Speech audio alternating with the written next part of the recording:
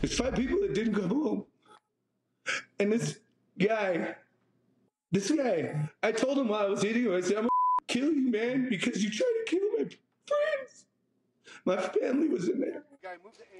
Richard Fierro, the decorated U.S. Army officer who took down the Club Q gunman, is revealing new details about the heart-stopping moments when he first realized a shooter was inside the club and what sparked his sudden charge across the dance floor to take that shooter down, saving countless lives. Eyewitness News reporter Jory Rand has more on Fierro's amazing act of courage and his close ties to Southern California.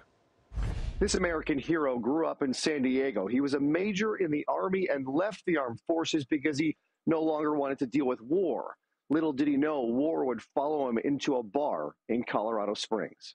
I tried to have everybody in there. I still feel bad that there's 5 people.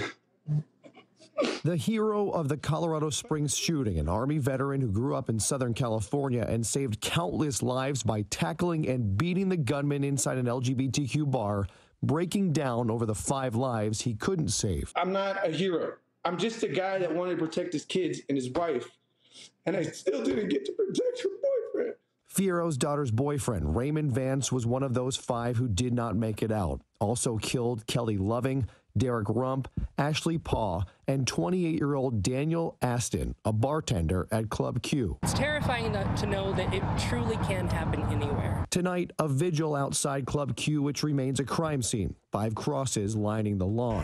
The 22-year-old shooter was still hospitalized Monday from the beating he took from Fierro. He's now facing 5 counts of murder as well as hate crimes. And this wasn't his first encounter with law enforcement. This is your boy. This is video from an incident last year during which the SWAT team had to be called out because he was threatening his family with a bomb. If they breach, I'm gonna blow it to holy hell. But because no charges were filed, he wasn't subjected to red flag laws and could legally buy and possess the guns used in the attack. My daughter and wife should have never experienced combat in Colorado Springs. There are way too many guns, especially weapons of war, out across the country. Long Beach Mayor Robert Garcia, recently elected to Congress and the city's first openly gay mayor, thinks this was a convergence of gun culture meeting a nation that's seeing attacks on the LGBTQ+ community on the rise. Right now, we are seeing more and more folks attacking trans people, attacking LGBTQ+ people at a time where we should be uplifting and bringing more people together. 17 other people were shot in this attack, all of them recovering either in the hospital or at home.